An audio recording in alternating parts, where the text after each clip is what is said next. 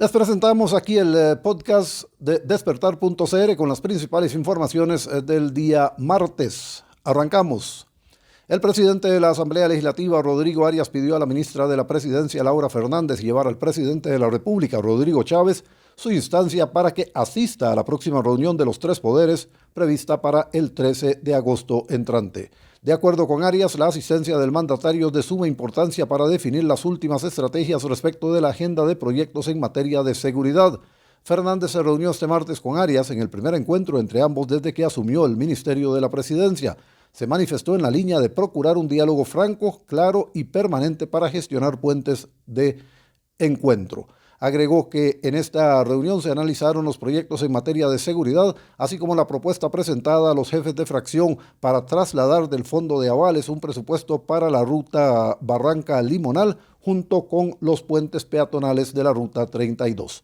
Luego de la salida de la ministra por temas de agenda, Arias agregó que en la reunión del 13 de agosto analizará cuáles son los principales problemas que tienen los proyectos de reforma en materia de seguridad, por lo que no se ha podido avanzar en su aprobación. Desde la óptica del legislador, la presencia de todos los jerarcas de los supremos poderes, junto con los jefes de las fracciones representadas en la Asamblea Legislativa y los miembros de la Comisión de Seguridad y Narcotráfico, permitirá encontrar soluciones para avanzar. Arias añade que el espacio para recibir nuevas iniciativas sobre temas de seguridad no está cerrado, porque podría ser que el fiscal general Carlos Díaz presente alguna propuesta que sea muy relevante y se pueda lograr un consenso a fin de que la comisión la vea. El ministro de Hacienda, Nogui Acosta, y el director general de Tributación Directa, Mario Ramos, dieron su visto bueno a un proyecto de ley que busca reformar el párrafo primero del artículo 5 de la Ley del Impuesto sobre la Renta. La iniciativa pretende simplificar la gestión del tributo y eventualmente la recaudación, pues se estima que en la actualidad es previsible que los declarantes escojan siempre entre las opciones propuestas la que les signifique una contribución menor. Por ello, la idea es aclarar que los ingresos y los gastos por diferencias cambiarias surgidas de operaciones transadas en moneda extranjera que afecten activos y pasivos del contribuyente se tomen como una ganancia gravable o una pérdida deducible al cierre del periodo fiscal. Esta reforma está en proceso al mismo tiempo que en la Asamblea Legislativa se está analizando un proyecto de ley del impuesto sobre la renta con el que Hacienda busca darle integralidad a la normativa en este ámbito debido precisamente a que se han hecho muchas reformas parciales que terminaron por restarle forma. El presidente de la Comisión de Asuntos Hacendarios de la Asamblea Legislativa, Gilbert Jiménez, sostuvo que la reforma integral es más compleja que la modificación al artículo 5 de la ley actual, con la que se trata de gestionar una solución rápida mientras se logra avanzar con la propuesta de Hacienda. La Defensoría de los Habitantes llamó la atención de que la saturación del servicio de emergencias del Hospital San Rafael de Alajuela se agrava por el faltante de 18 equipos básicos de atención integral en salud, EBAIS. Para aterrizar a esta conclusión, la Defensoría de los Habitantes se basó en información de la propia Caja Costarricense de Seguro Social y añade que la situación genera una sobrecarga de pacientes provenientes de otras áreas de salud que presiona la capacidad de atención del centro hospitalario e impacta en la prestación de los servicios de atención médica. Ante esta situación, la entidad defensora instó a las autoridades de la Caja a que dote a la población alajuelense de más equipos de atención primaria y establezca más áreas de salud que funcionen 24/7 a fin de atender la demanda de pacientes ambulatorios y con patologías de menor complejidad que puedan completar sus procesos diagnósticos y terapéuticos en ese primer nivel. La probabilidad de que un joven en el país no tenga empleo, ni estudie, ni se capacite, también conocidos como los ninis, es alta. Ello porque la tasa de niñas y mujeres jóvenes entre 15 y 29 años en el país es del 28%, señaló la Organización para la Cooperación y Desarrollo Económico, la OCDE. Un estudio de esa organización establece que en el país las mujeres jóvenes tienen 1,7 veces más probabilidades de ser ninis que un hombre. De hecho, la brecha de género de ninis en el país es de 12 puntos porcentuales. En el estudio Igualdad de Género en Costa Rica hacia una mejor distribución del trabajo remunerado y no remunerado, la OCDE señala que uno de los factores que provoca esa brecha es la mayor proporción de trabajo doméstico y de cuidado no remunerado que realizan las mujeres desde una edad muy temprana. Ya en la adolescencia, entre los 12 y los 17 años, las niñas realizan un promedio de 18 horas semanales de trabajo no remunerado en Costa Rica en comparación con las 13 horas que realizan los niños, y esta brecha continúa aumentando significativamente hasta la edad adulta, indica el informe. Otro factor que señaló el estudio es la alta tasa de embarazos adolescentes. Considera que esto contribuye a la proporción de mujeres que se encuentran en la condición de ninis. Autoridades evalúan la reactivación de la línea del ferrocarril del Atlántico hacia la campiña azucarera en el marco del proyecto Nuevo Territorio Turrialba y Jiménez, que busca impulsar la industria y el turismo en la zona. Para ese efecto, realizaron una gira que incluyó una visita a la estación Lesville en Roxana de Pocosí, con la participación de representantes del Instituto Costarricense de Ferrocarriles, el Instituto Costarricense de Electricidad, la Junta de Administración Portuaria y de Desarrollo Económico de la Vertiente Atlántica, así como diputados y los alcaldes de varios cantones de la provincia de Limón, así como el de Turrialba. El recorrido en tren permitió conocer el estado actual de la infraestructura ferroviaria en la zona, más allá de que no abarca el tramo cortado entre Las Juntas en Siquirres y Turrialba.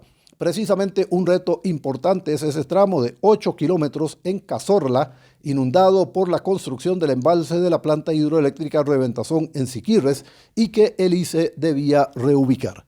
Aquí un apunte adicional.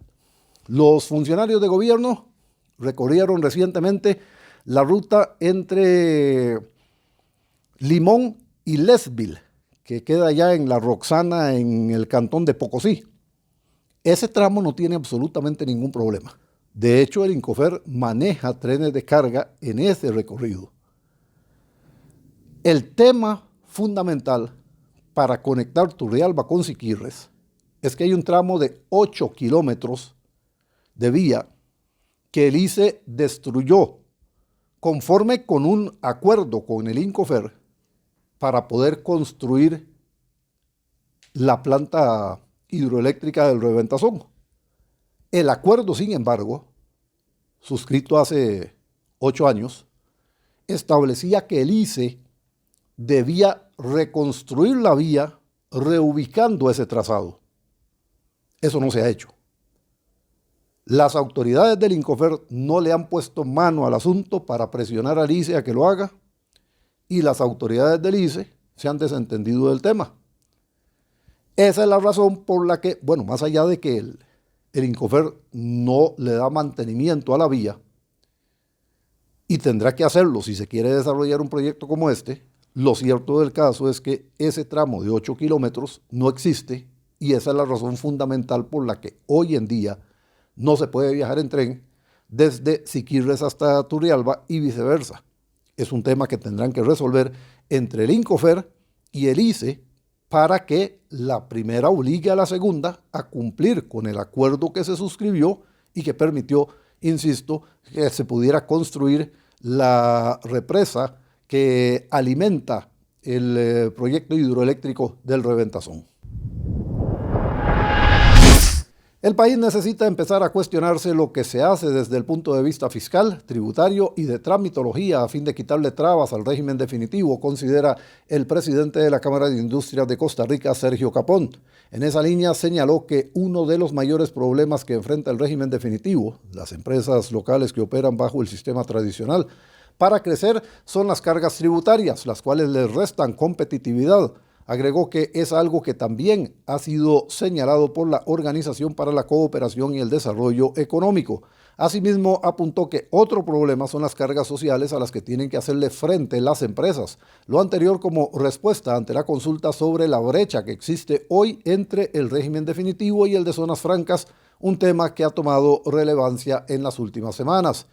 El dirigente fue claro al señalar que no es que el sector empresarial no quiera pagar cargas sociales, sino que el problema es que todo se quiere financiar con una carga al salario, algo que vuelve atractivo el querer pasarse a la informalidad. En el campo internacional desde Nueva York, Estados Unidos, el senador demócrata de origen cubano Bob Meléndez, uno de los políticos que gozó de mayor poder en Washington, fue condenado este martes por corrupción, fraude y de trabajar como agente para el gobierno de Egipto.